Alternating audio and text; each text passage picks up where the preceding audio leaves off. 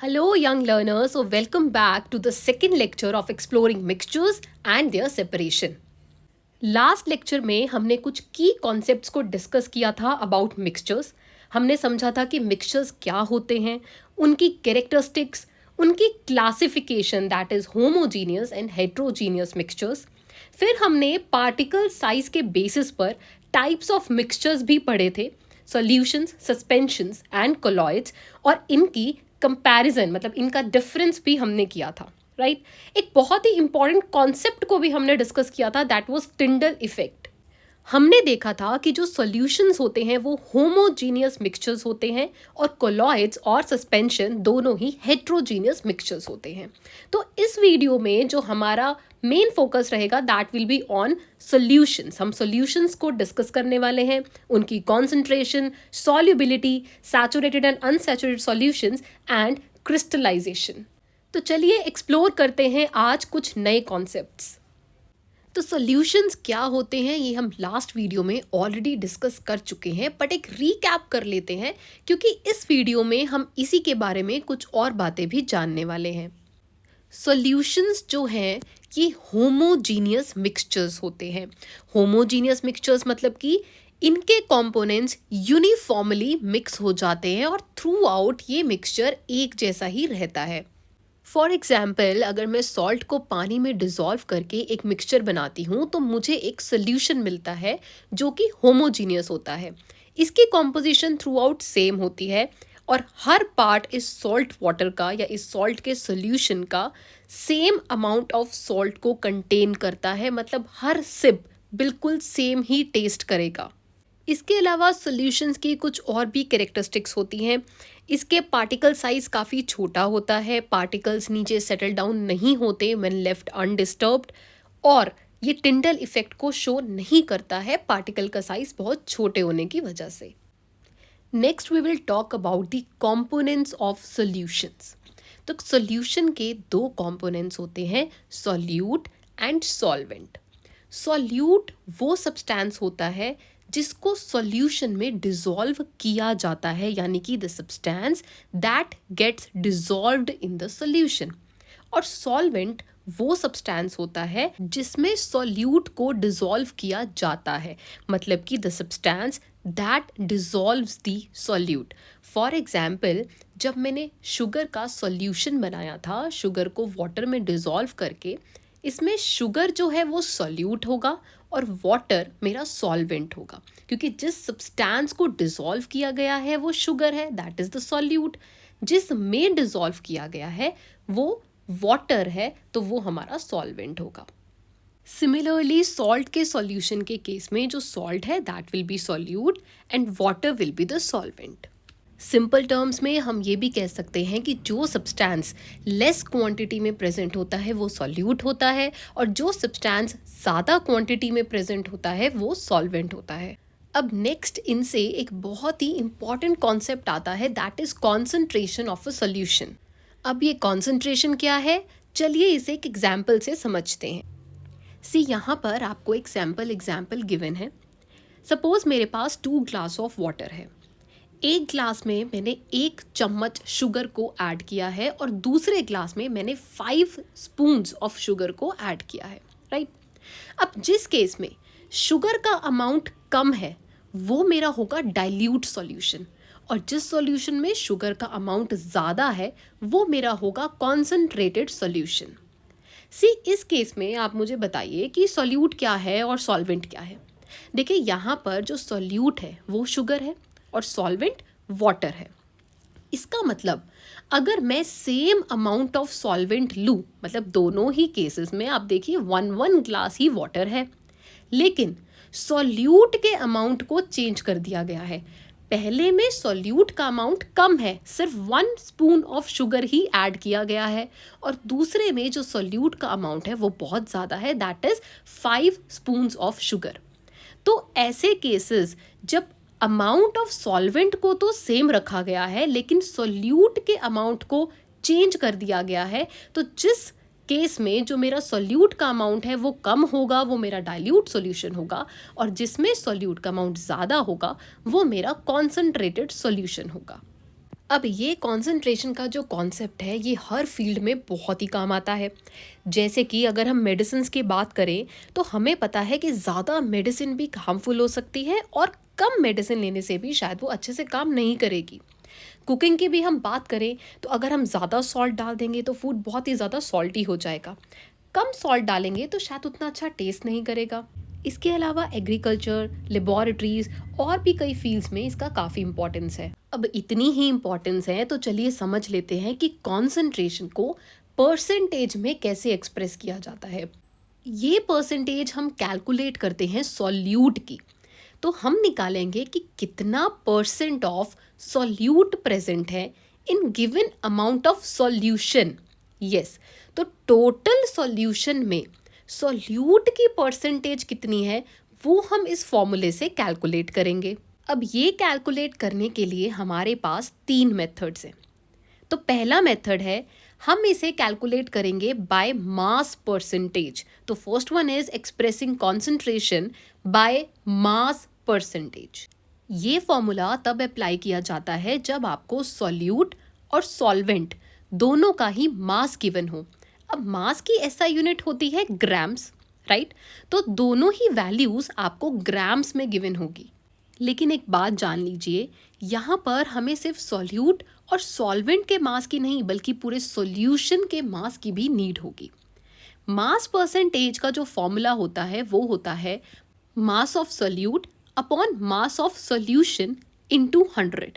तो देखिए 100 तो परसेंटेज के लिए ही लिया गया है, बट नीचे देखिए मास ऑफ सॉल्यूशन है, मतलब कि पूरे सॉल्यूशन का मास लिया जाता है और ऊपर रखा जाता है मास ऑफ सॉल्यूट को, बिकॉज नेचुरली हम सॉल्यूट के कॉन्सेंट्रेशन की ही तो परसेंटेज कैलकुलेट कर रहे हैं। चलिए इसे एक एग्जाम्पल से समझते हैं।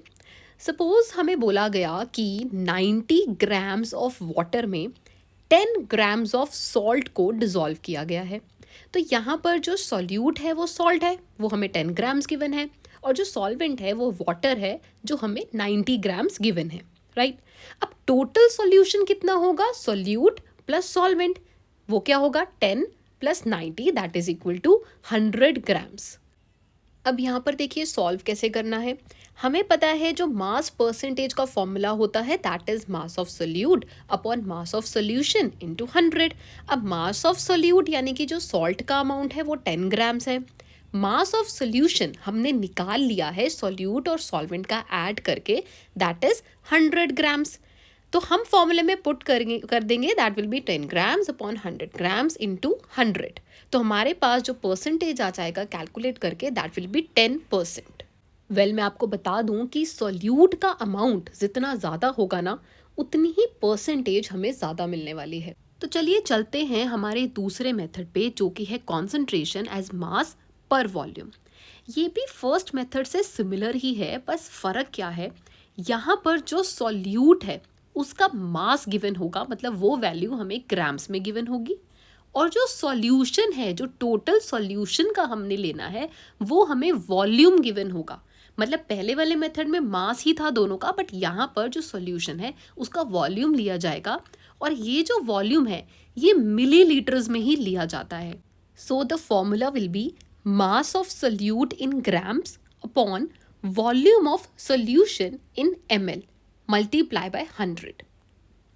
नाउ सपोज आपको 5 ग्राम ऑफ सॉल्ट गिवन है और आपको जो सॉल्यूशन गिवन है वो गिवन है 100 ml।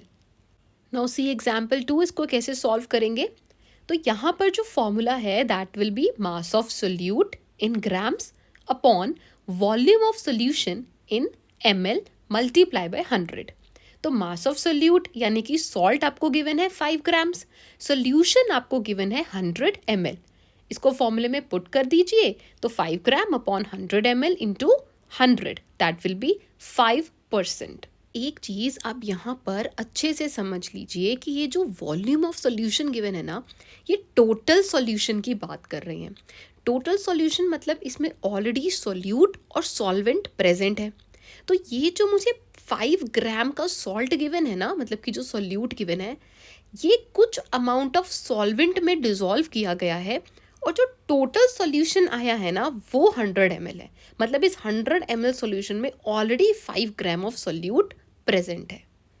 एक एग्जाम्पल यहाँ और देख लेते हैं, सी एग्जाम्पल 1।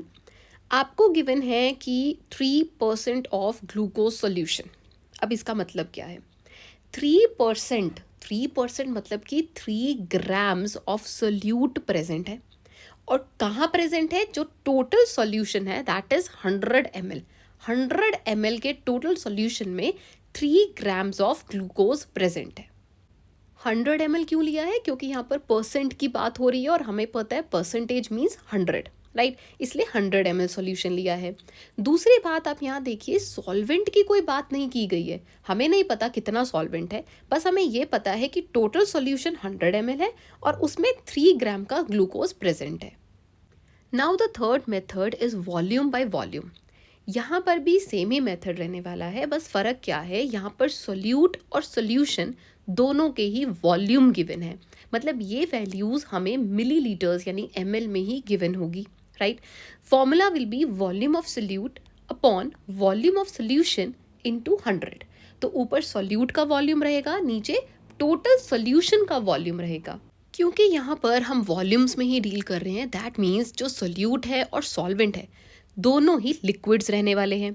चलिए एक एग्जांपल देखते हैं। सी यहाँ पर आपको गिवन है कि एक पेस्टिसाइड है that is in liquid form, वो 1 ml है, राइट? इसके लिए हमने water as a solvent use किया और 1 ml पेस्टिसाइड को डिसॉल्व किया है इन 99 ml ऑफ वाटर। तो टोटल सॉल्यूशन जो मेरे पास मिलेगा after mixing 1 ml of pesticide in 99 ml of water, that will be 100 ml. Now just apply the formula. Volume of solute upon volume of solution into 100, that is 1 ml upon 100 ml into 100. This will come out to be 1%. So now I hope आपको तीनों ही methods clear हो गए होंगे। यहाँ पर मैं एक slide को अटैच कर रही हूँ जहाँ पर आपको कुछ प्रॉब्लम सम्स गिवन है related to the 3 methods, right? Just go through them. Solutions आपको ऑलरेडी गिवन है but try them of your own. You can just pause the slide and do the calculations. अब हम चलते हैं हमारे एक और न्यू कॉन्सेप्ट की तरफ जो कि है सॉल्युबिलिटी। अभी तक हम बात करते आ रहे हैं अबाउट सोल्यूट, सॉल्वेंट, है ना, कितना सोल्यूट डिसॉल्व किया, उसकी परसेंटेज को हम कैलकुलेट कर रहे हैं। पर क्या आपको पता है कि एक फिक्स्ड अमाउंट ऑफ सॉल्वेंट एक गिवन टेम्परेचर पर मैक्सिमम कितना सॉल्यूट डिसॉल्व कर सकता है? बस यही है सॉल्युबिलिटी। सपोज मैंने 1 ग्लास ऑफ वाटर लिया और एक फिक्स टेम्परेचर पर, सपोज मैं रूम टेम्परेचर ही ले लेती हूँ, मैंने उसमें सॉल्ट को डिसॉल्व करना स्टार्ट किया। एक टाइम ऐसा आएगा, मतलब एक पॉइंट पे जाकर जो सॉल्ट है ना वो डिसॉल्व होना बंद हो जाएगा। तो सॉल्युबिलिटी हमें ये बताती है कि एक गिवन सॉल्वेंट एक फिक्स टेम्परेचर पर कितना amount of solute maximum dissolve कर सकता है। तो solubility is the maximum amount of solute that can be dissolved in a fixed amount of solvent at a given temperature to form a solution. अब यहाँ पर कुछ टाइप्स ऑफ सॉल्यूशंस गिवन है। First one is saturated solution. Saturated solution का मतलब क्या होता है? अगर किसी सॉल्यूशन में maximum amount of solute dissolve है उसको हम सैचुरेटेड सॉल्यूशन कहते हैं। मतलब इन शॉर्ट मैं इतना सोल्यूट डाल चुकी हूँ कि अब और सोल्यूट डिसॉल्व नहीं हो सकता। मतलब when no more solute can be added, वो solution होता है saturated solution. Second one is unsaturated solution. अब ये क्या है? अगर जो मैक्सिमम उसकी कैपेसिटी है सोल्यूट को डिसॉल्व करने की, उससे कम सोल्यूट को डिसॉल्व किया जाए तो वो अनसेचुरेटेड है। That means it contains less solute than the maximum amount that can be dissolved. Right? तो more solute can be dissolved in this case. ठीक है। Third one is supersaturated solution. अब ये क्या है? सपोज मैं saturation point से भी ज़्यादा सोल्यूट को डिसॉल्व कर दूं, मतलब वो ऑलरेडी एक सैचुरेटेड सोल्यूशन है, उसमें maximum amount of solute present है, बट मैं उसमें और भी सोल्यूट ऐड कर दूं तो होगा क्या? वो डिसॉल्व तो होगा नहीं, तो उसके क्रिस्टल्स बन जाएंगे और वो अलग से हमें विजिबल होंगे। तो वही होते हैं हमारे सुपर सेचुरेटेड सॉल्यूशंस। इसका मतलब कि सैचुरेटेड सॉल्यूशंस में और सोल्यूट को ऐड नहीं किया जा सकता क्योंकि already maximum amount of solute present है। अनसेचुरेटेड में less amount of solute present है तो हम और भी सोल्यूट को ऐड कर सकते हैं, और सुपर सैचुरेटेड में तो ऑलरेडी क्रिस्टल्स बन जाएंगे, क्योंकि जितना मैक्सिमम सोल्यूट वो सोल्यूशन डिसॉल्व कर सकता है ऑलरेडी उससे ज़्यादा ही उसमें प्रेजेंट है। अब ये जो सॉल्युबिलिटी है ये दो फैक्टर्स पर बहुत डिपेंड करती है, that is temperature and pressure. अभी हमने डेफिनेशन में भी डिस्कस किया था कि एट अ गिवन टेम्परेचर या फिक्स्ड टेम्परेचर, क्योंकि अगर टेम्परेचर चेंज हुआ तो सॉल्युबिलिटी विल चेंज। तो पहले टेम्परेचर को ही डिस्कस कर लेते हैं। यहाँ पर सॉलिड्स और गैसेस दोनों ही केसेस में सॉल्युबिलिटी के ट्रेंड को देखा गया है, राइट। तो फर्स्ट एग्जांपल में सपोज मैंने डिसॉल्व किया शुगर को वाटर में, शुगर यहाँ पर सॉलिड है, ठीक है। सेकेंड केस में मैंने CO2 को वाटर में डिसॉल्व किया, CO2 is a gas, right. तो होता क्या है, विद इंक्रीज इन टेम्परेचर जो सॉलिड्स की सॉल्युबिलिटी है ना वो इंक्रीज हो जाती है। मतलब कि अगर टेम्परेचर इंक्रीज होगा ना तो मैं ज़्यादा शुगर को डिसॉल्व कर पाऊंगी इन वाटर, राइट। अब गैसेस के केस में क्या होता है, इन्वर्सली प्रोपोर्शनल होता है। जैसे ही टेम्परेचर इंक्रीज होगा ना गैसेस की सॉल्युबिलिटी डिक्रीज हो जाती है, मतलब कि मैं CO2 लेस अमाउंट में डिसॉल्व कर पाऊंगी अगर मेरा टेम्परेचर इंक्रीज होता है तो।